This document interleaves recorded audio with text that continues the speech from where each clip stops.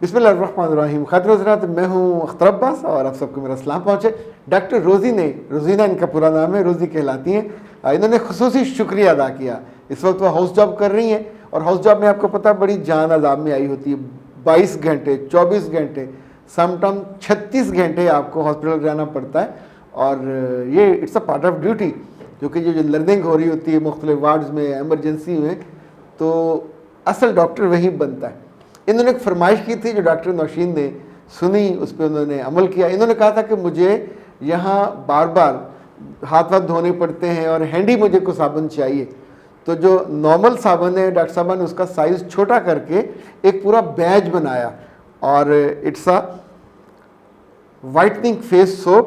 اس بیج میں آپ کو اندازہ ہے اس ڈبی میں ایک صابن ہوتا ہے. تو اس خصوصی بیج میں پھر دو صابن ان کو گئے، اور انہوں نے، یہ ڈائمنڈ والا ہے اور یہ بڑا ہی خوبصورت نام، اس کا پتہ نہیں کیا ہے، جیسے وہ مہندی کا ڈیزائن نہیں ہوتا. اچھا، دونوں یہ کافی والے. اور مزے کی بات یہ ہے کہ مجھے جو پیئر پیکیج آیا ہے اس میں انہوں نے بتایا ہے کہ اپریل میں، یعنی جو سمر آفر ہے، چونکہ یہ بیچ پورا تیار ہے تو ویسے یہ 1500 کا ہوتا ہے، تو اس میں 1200 میں آپ کو 2 ملیں گے. اور دونوں بہت خوبصورت ہیں. آپ اپنے بیگ میں یونیورسٹی لے جا سکتے ہیں، کالج لے جا سکتے ہیں، آفس لے جا سکتے ہیں. دونوں کی شیپ بھی مختلف ہے، اور وہ جو ڈائمنڈ والا ہے اس کی فیلنگ بھی ظاہر ہے مختلف ہے. میں نے جو مجھے ملے استعمال کے لیے، میں نے بھی چونکہ استعمال کرتا ہوں، اور کبھی کبھی تو اس کی فیلنگ بھی ہاتھ سے، اور اس کے بیگ پہ جو اس میں انگریڈینٹ ہیں وہ بھی اتنے خالص ہوتے ہیں.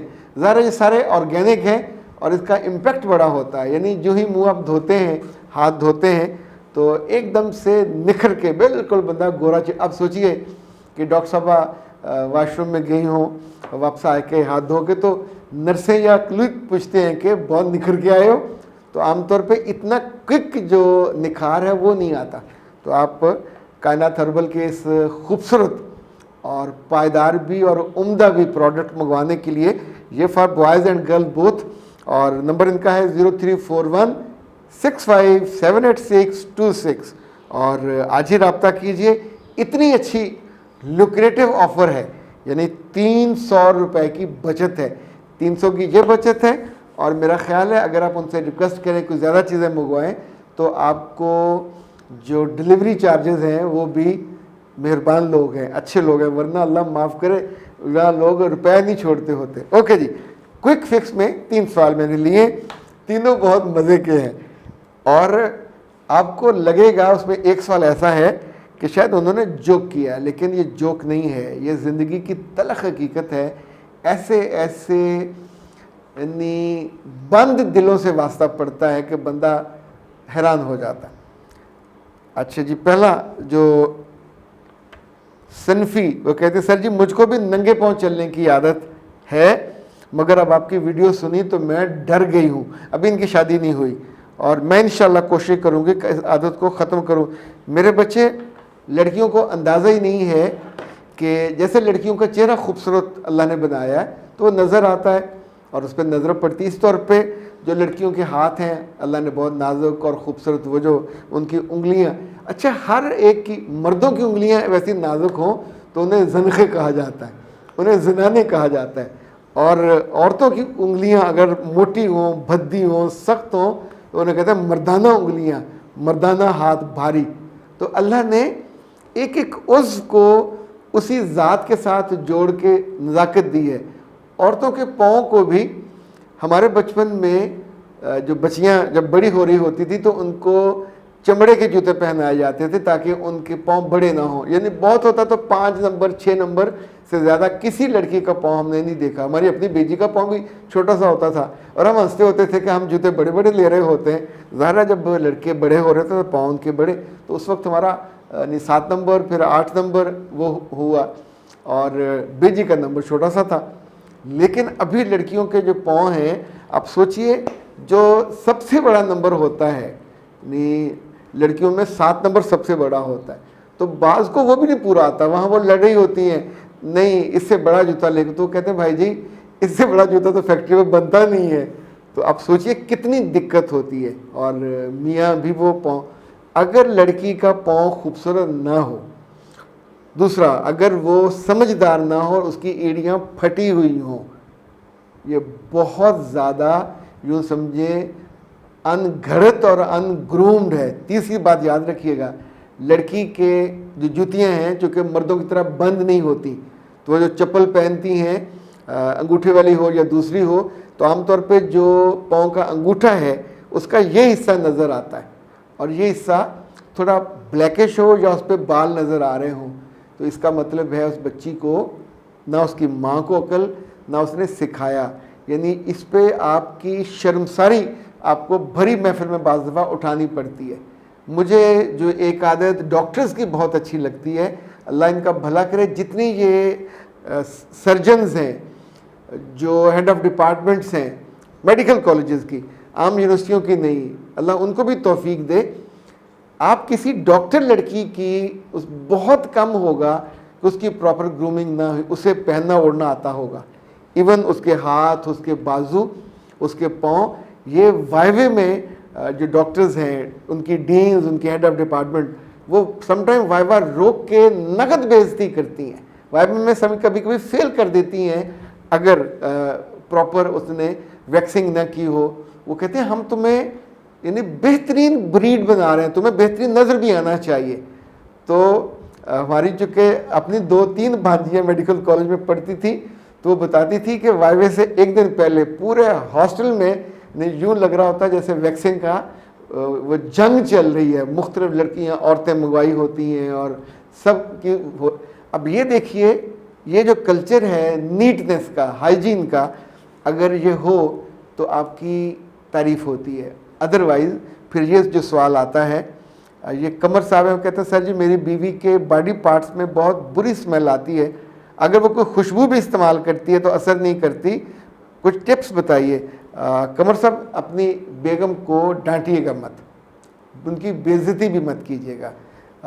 باڈی جو فولڈز ہیں میل کے ہوں یا فیمیل کے ہوں، گرمیوں میں خاص طور پہ دیکھیں جہاں بھی گوشت ڈھلکے گا، اگر تو آپ ان کے بچے ہیں تو اس کا مطلب ہے سی سیکشن ہوا یا نارمل ہوا تو بے احتیاطی سے جو پیٹ ہے وہ ڈھلک جاتا ہے، یعنی بالکل بکنی لائن کے اوپر، تو یہاں سے اسمیل آتی ہے.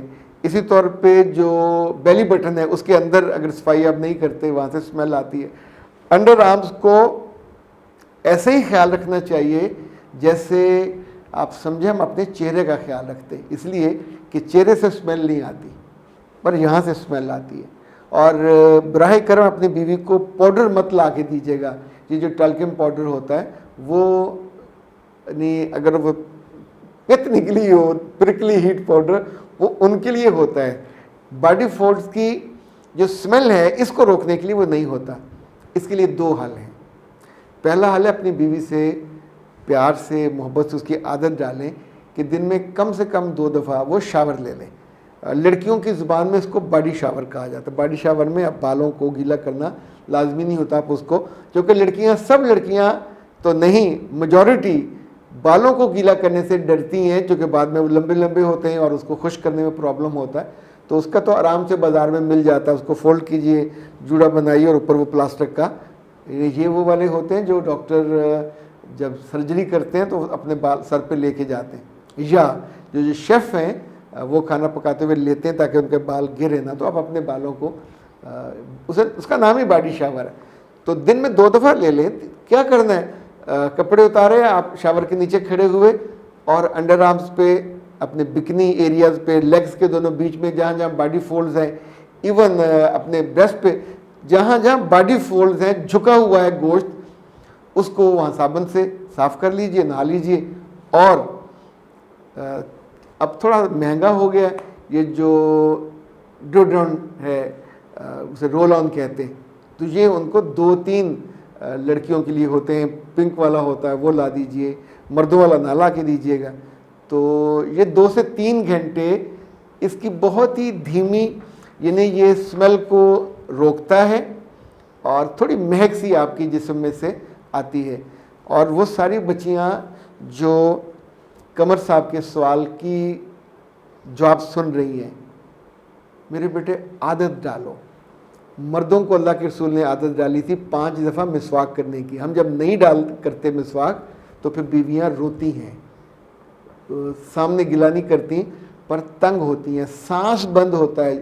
یہ جو حمق آتی ہے, آپ سوچیں اللہ کے رسول نے لوگوں کو کچا پیاز کھانے سے اور لہسن کھانے سے, کھا کے مسجد میں آنے سے منع کیا تاکہ ساتھ والے کو ناگوار نہ ہو.